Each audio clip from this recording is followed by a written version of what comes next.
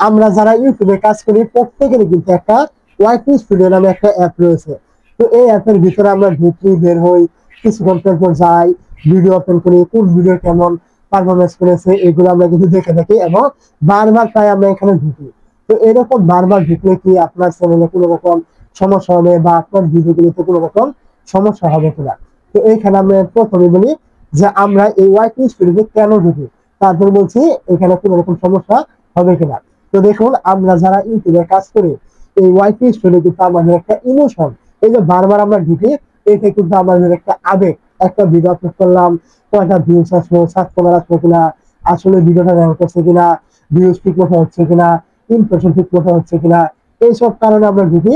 অথবা অনেক রকমের ফিচার আমরা থাকে, ইউটিউবের অনেক রকম নির্দেশনা থাকে, এগুলো আমরা দেখে চ্যানেলে কাজ করার জন্য এখানে আমরা প্রতিনিয়ত কিন্তু এখানে ঢুকে থাকি।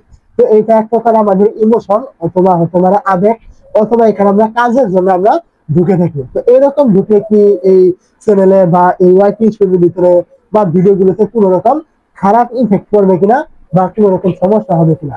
তো এর উত্তর হলো একটাই, কোনো রকম সমস্যা হবে না।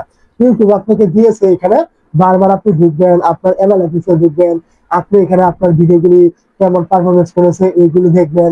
এখান থেকে বিভিন্ন রকমের ফিচার রয়েছে, এগুলো অনুযায়ী আপনি আপনার চ্যানেলে কাজ করবেন। এগুলোই মূলত দেওয়ার জন্য ইউটিউব ওয়াইটি স্টুডিও।